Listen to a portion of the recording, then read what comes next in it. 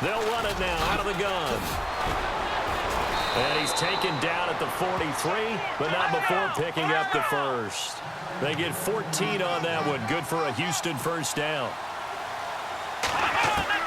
He's back to throw. And it's incomplete. Sometimes the coverage is so good, no matter what you're doing on offense, you just can't shake anyone free. They try their best to find someone open, but they took away every passing alley, every angle, and shut the play down. They'll run it now out of the gun. And he'll push his way up to about the 44 here. And a stoppage here, a timeout before this third down play takes place. As they'll talk it over here before what will be an important third down.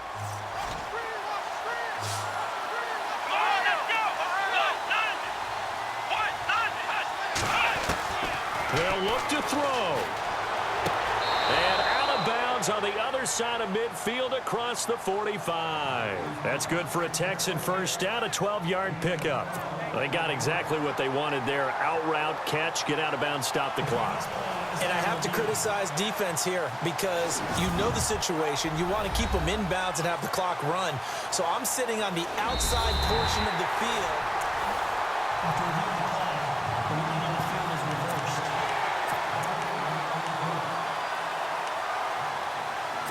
One score down. Here we go. They're going to go for it here on fourth down.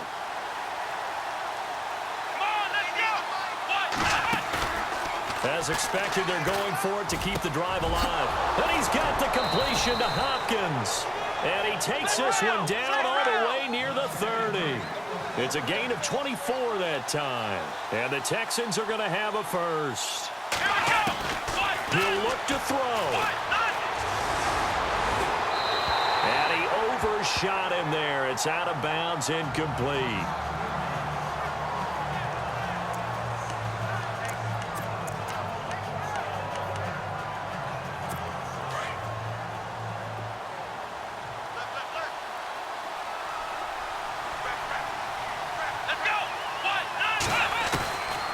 To throw.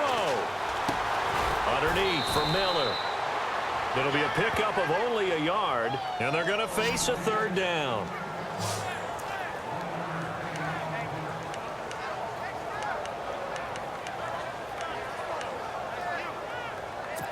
Play number 9 on the drive coming up, and they need 9 yards on third down.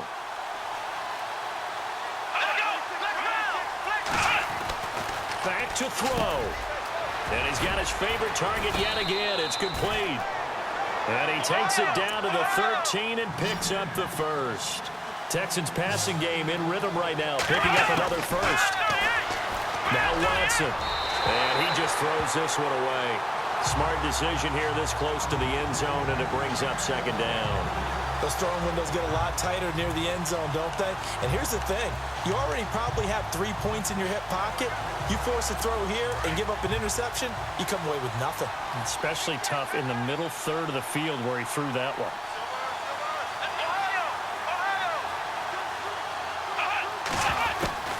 Watson now to throw. And his throw is incomplete. This drive, which was going so smoothly, all of a sudden it's a little bit of a roadblock here with 2 straight incompletions. Yeah, apparently this defense has had enough. Apparently they're saying no more. We're making a stand right here, right now. But it is 3rd and 10. They've got to get after him one more time. This offense was on the move. Now 2 straight incompletions have them looking at 3rd and 10.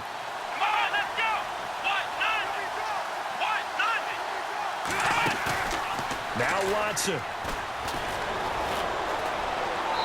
And that is out of the back of the end zone, incomplete.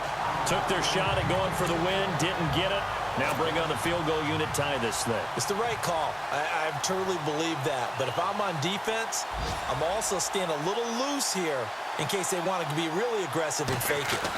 Meanwhile, in Nashville, they're on to the 4th quarter now. And it was the Titans who were able to take home the victory there.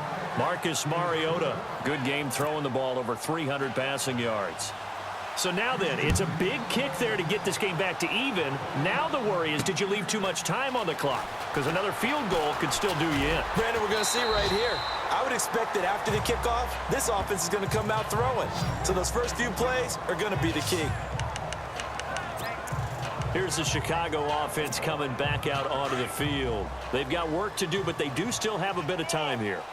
And they've got to feel comfortable with that, but they have all their play sequences called. If they get out of bounds, that allows them to huddle and call another play, but if they don't, it's hurry up to the line of scrimmage and either spike it and stop the clock or continue to move it downfield in order to try and get in range and win this game. See if they can do just that. They find some open field here. And he is out of bounds, getting it across the 30-yard line. Nothing open downfield. He keeps it himself for 11 and a first down. That was an excellent job of recognizing the situation. His first read wasn't there. Heck, his second read wasn't there. But he bought himself a little extra time scrambling out of the pocket, got to the sticks, and picked up the first down. Trubisky to throw. That's caught right side by Anderson. And now before this first down play, we're going to get a timeout here, as they get it with 26 seconds to go in the football game.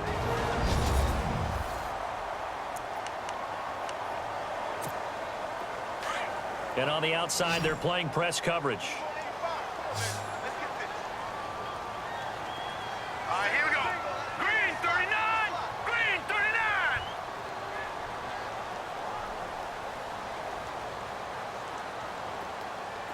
Gun. Now it's Trubisky. And an alley to run.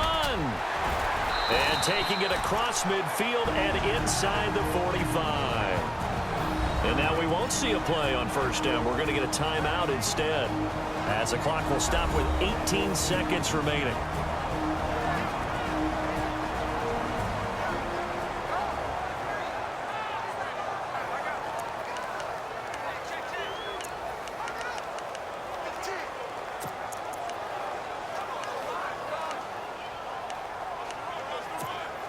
Fresh set of downs here.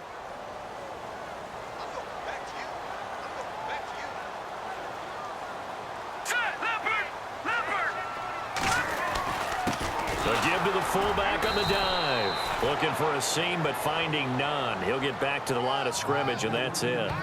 No gain on the play. It'll be second down. Partner, you've got about 20 coaches on your payroll, but there's 60,000 of them in the stands.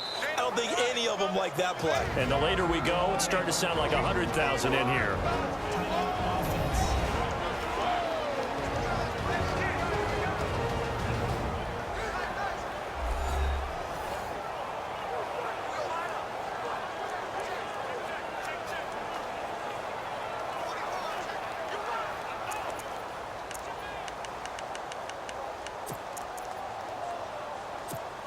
So it all comes down to the right foot of Graham Gano. This from long, very long range. And we will get a timeout with 2 ticks left.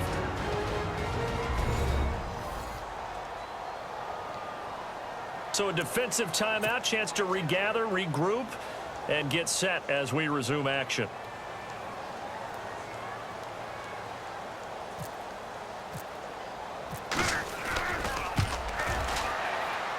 And this kick is not going to be close. It's well short, well right to boot. And that changes everything here in OT. So 4 quarters wasn't enough, and we are off to overtime. Don't change that dial.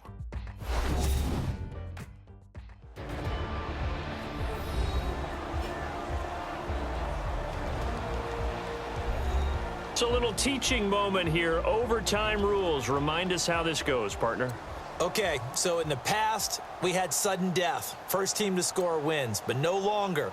Now, if the team receives the ball, scores a touchdown, they win the game. If they kick a field goal, though, or don't score, the other team gets a possession. And after both teams get a possession, then we're into sudden death. First team to score wins the game. So a tie ball game here as the kick's away. That's fielded in the end zone. And no run back here. This will be a touchback, and it comes out to the 25-yard line. And here comes the Texans now. They're set for their first drive here in overtime, and this is where the crowd can really become a factor. They've had to battle it all day, but I know what you're saying. In overtime, that gets doubled, doesn't it? At least, because now the crowd really wants to be involved and help their team, and that first drive can dictate the whole thing because they know if this team takes it downfield and scores a touchdown, it's game over. It's been loud in here so far. Short gain there to start overtime. Almost a tester play, wasn't it?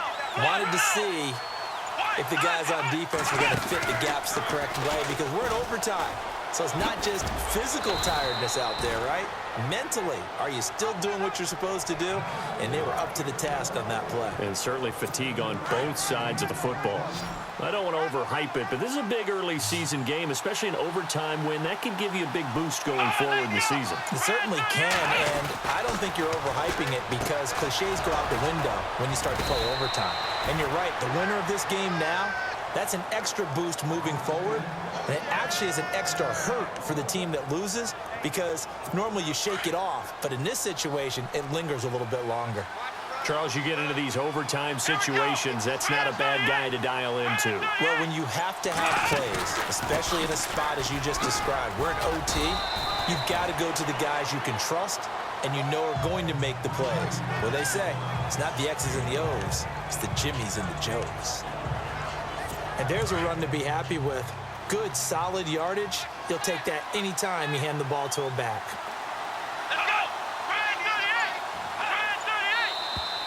And movement here by one of the Texans up front. In comes the flag. False start, offense. And that'll be accepted, of course, and that moves him back 5. And on 2nd and 10 now.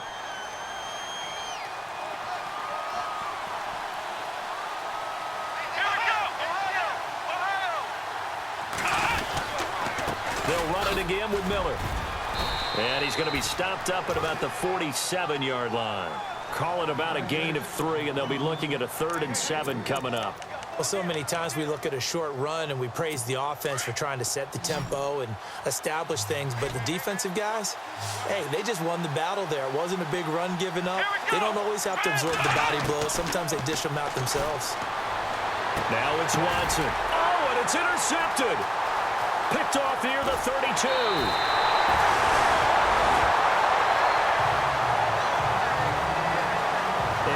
Costly mistake here in OT. And you know what they say, when you throw an interception like that in overtime, you don't usually get a chance to throw a second one. I mean, I'm not sure the analytics on it. Let's ask Marvin, our statistician, to ring that down for us. That's typically how coaches and teams feel about it. If you throw one, you likely cost yourself the game. Now let's go. 3-19. 3-19. Check 26. First throw in overtime now for Trubisky. Firing quickly here, and that's complete.